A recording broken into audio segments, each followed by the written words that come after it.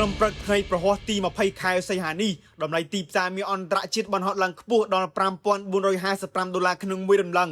ឬស្មើ$4,524នៅក្នុងមួយអោនតម្លៃនេះបានហក់ឡើងខ្ពស់ជាថ្មីគិតចាប់តាំងពីដើមខែមិថុនាឆ្នាំ2026កន្លងទៅបន្ទាប់ពីការប្រកាសគាំទ្រប្រមូលទិញបានបំណុលអាមេរិកក្នុងទំហំទ្វេដងដោយក្រសួងរដ្ឋាភិបាលអាមេរិកបានធ្វើឲ្យទិន្នផលមើលបាត់បំណុលនឹងលុយដុល្លារអាមេរិកបានធ្លាក់ចុះនៅលើកំណត់ហេតុកិច្ចប្រជុំ FOMC Meeting Minute កាលពីយប់មិញបានបង្ហាញថាអ្នកធ្វើគោលនយោបាយរបស់ធនាគារកណ្ដាលអាមេរិកមានការព្រួយបារម្ភកាន់តែខ្លាំងឡើងអំពីអតិផរណាដែលកំពុងកើនឡើង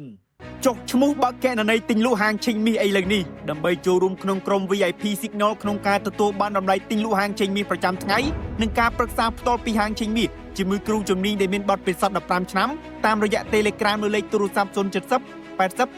5លោកអ្នកក៏អាចតាមដានតម្លៃហាងឆេងមាសអន្តរជាតិប្រចាំថ្ងៃនិងព័ត៌មានសេដ្ឋកិច្ចសំខាន់ៗជុំវិញពិភពលោកនៅលើ Facebook Page និង Channel Telegram របស់ Master Ken Academy